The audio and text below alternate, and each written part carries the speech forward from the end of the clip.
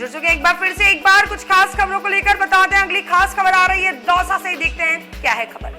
नमस्कार, एक बार फिर स्वागत है आपका आवाज़ न्यूज़ 24 में। और आज हम आपको दिखाने जा रहे हैं कि कोरोना से ख़त्म हुए परिवारों में जिन लोगों ने कोरोना की जानहानि हुई है, जिन परिवारों को, तो उनसे जो सैन्य समाज जिला अध्यक्ष हैं वो मिलने के लिए, हर एक परिवार से मिलने के लिए आए हैं। तो आइए हम इनसे बात करते हैं।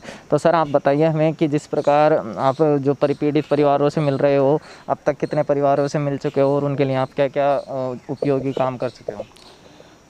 अब तक हम हमारे दौसा ज़िले के जो कोरोना से पीड़ित थे और कोरोना के कारण जो समाज बंधु हमसे बिछुड़ गए, उन पीड़ित परिवारों से मिलकर उनको सांत्वना देकर और जो योजनाएं सरकार ने चला रखी है उनके बारे में जानकारी देकर और उन योजनाओं से उनको जोड़ने का प्रयास कर रहे हैं।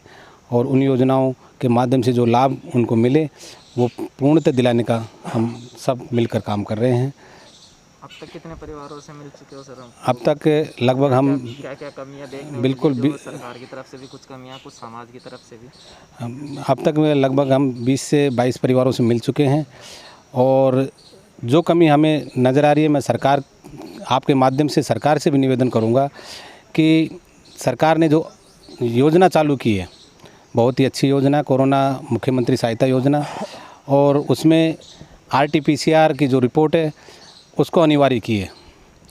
इसी के साथ मैं सरकार से निवेदन भी करूंगा और मांग भी करता हूं कि कई परिवार ऐसे हमें मिले हैं जिनके RT-PCR की रिपोर्ट नहीं हुई और वो कोरोना से अपनों से बिछुड़ गए।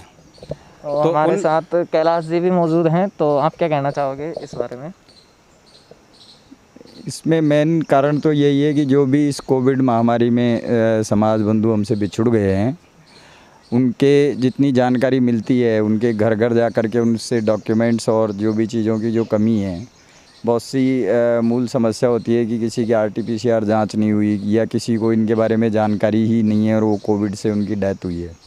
तो उनके बारे में उन परिवार वालों को एक जिम्मेदारी दे कर के, उनको जानकारी दे कर के, या ग्राम पंचायत के जो सरपंच महोदय होते हैं, चाहे वो कोई भी हो, उनसे इस चीज़ को निवेदन करके कि उनको जागरूकता वहाँ पे अपने क्षेत्र में, पंचायत में फैलाएं।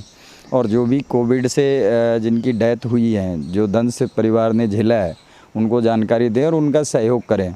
इसी के माध्यम से हमने अभी जिला अध्यक्ष महोदय ने ये भी बताया कि राजस्थान सरकार के मुख्यमंत्री महोदय को भी एक ज्ञापन तैयार कर रहे हैं, जो इसके बारे में उनको अवगत कराएंगे कि जो RT-PCR जांच नहीं हुई है लेकिन उनकी डेथ कोरोना के कारण हुई है, जब उसकी डेथ की पुष्टि कोरोना के कारण होती है तो उसको भी उस लाभ में सम्मिलित किया जाए।